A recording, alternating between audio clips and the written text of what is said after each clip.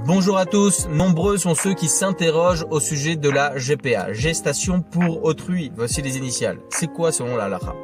Lorsque vous avez par exemple malheureusement une femme qui ne peut pas avoir d'enfant, eh bien il y a une pratique aujourd'hui qui existe dans le monde, c'est d'avoir une mère porteuse. Comment ça se passe? Vous allez prendre le sperme du père et vous allez prendre l'ovule de sa femme et les deux ensemble va créer un embryon à l'intérieur de l'utérus de cette femme porteuse, de cette mère porteuse. C'est cette mère porteuse qui va faire en sorte que l'embryon puisse grandir, il va continuer à grandir et grâce à cela, il y aura un bébé.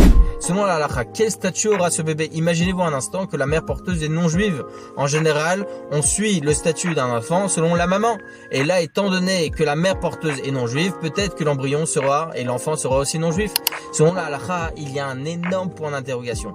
Il y a des avis qui pensent plus qu'on suit selon l'ovule et donc automatiquement étant donné que l'ovule appartient à une femme juive, eh bien appartiendra donc à cette femme là ce bébé et en l'occurrence ce bébé là sera aussi juif, d'accord? Alors que selon d'autres poskim, non, on suit la mère porteuse tout simplement, on suit pas ni l'ovule ni le sperme ni rien du tout, on suit la mère porteuse. Étant donné que cet enfant était à l'intérieur d'une femme non juive et même au moment de l'accouchement c'était une non-juive, eh bien cet enfant sera non-juif. Il y a, comme je vous ai dit, un grand point d'interrogation sur le sujet. Selon Maran Rabbeinu Ovadia Yosef et d'autres poskim, il semblerait que la halakha suive l'ovule et non pas donc la mère porteuse. Donc en l'occurrence ce bébé sera juif, alors que selon d'autres poskim, c'est pas du tout évident. C'est pour ça que selon la halakha, dans toutes les rabbanoutes du monde entier, eh bien on a intégré ce principe-là de Giyur le-Khumra. C'est quoi Giyur le-Khumra?